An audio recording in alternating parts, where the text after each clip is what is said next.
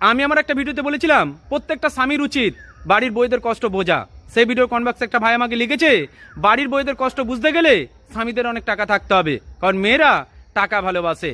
দেখো ভাই, মেয়েরা টাকা ভালোবাসে এই কথাটা কিন্তু একেবারেই সত্যি নয়, বরং মেয়েরা টাকার গুরুত্ব একটু বেশি বোঝে। আর এই কারণে হয়তো পুরুষ মানুষ কিছু সময় মেয়েদেরকে ভুল বোঝে।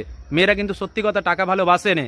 দেখবে কোনো একটা মেয়ে রাস্তার অসহায় ছেলেকে ভালোবেসে কোটিপতির বাড়ি থেকে নেমে এসে রাস্তায় ফুটপাতের মতো জীবন কাটাতে পারে, কিন্তু কোন একটা কোটিপতি ছেলে অসহায় মেয়েকে সহজে ভালোবাসতে চায় না। এটাই সত্যি। দেখবে তুমি তোমার বউকে প্রতিদিন 10,000 টাকার পরিবর্তে যদি 10 মিনিট করে সময় দাও, বউটা কিন্তু তোমার কোলেই সারা জীবনের মতো আশ্রয় নেবে।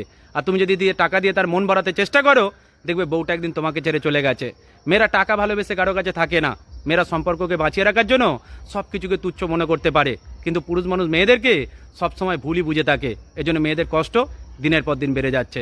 এটাই সত্যি।